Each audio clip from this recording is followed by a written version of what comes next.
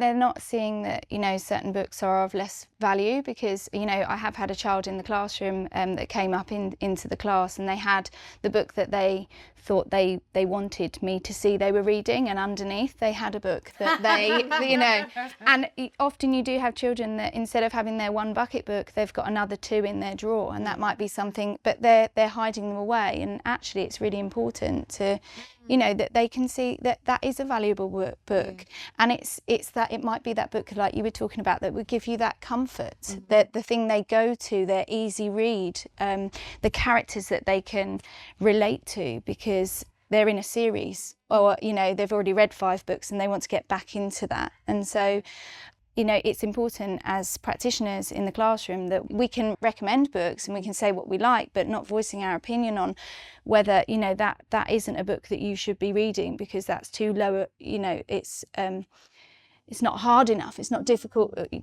enough, or the plot's not complex. Complex. Yeah, you're not getting up. There's not enough. You know, not enough adjectives. Sort of, you're not going to improve your vocabulary. No, all of and those, it's like the diary books. You know, all the sort of where they're very easy to read, so they're not in long chapters. When I did my Reading Rivers project many years ago now, that was a big takeaway for me, that before doing that and before listening to the children and what they wanted to read, I really wouldn't have ever picked up, I'm early years, I would not have picked up a Peppa Pig book or a Bluey book now and read it to them, because as a teacher I would have thought that, you know, with the vocabulary or that the way the story builds, it's just not going to add anything to their learning. Whereas now, because I have listened, because I do talk to the children and follow their interest, I've got so much time when they bring those books in from home that I will value it. And that reminds me of when I was younger.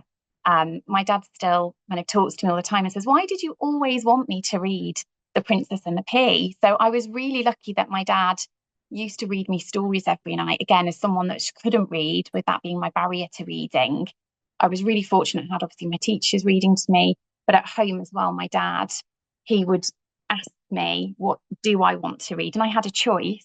It's just that I really loved The Princess and the Pea. It gave me a lot of comfort, a lot of security. I love the imagery of the storm, the blankets, the fact that I knew the ending. That's still something now that actually, that's one of my habits I have, that I kind of like to flip to the end sometimes if I'm getting a bit anxious about what might happen.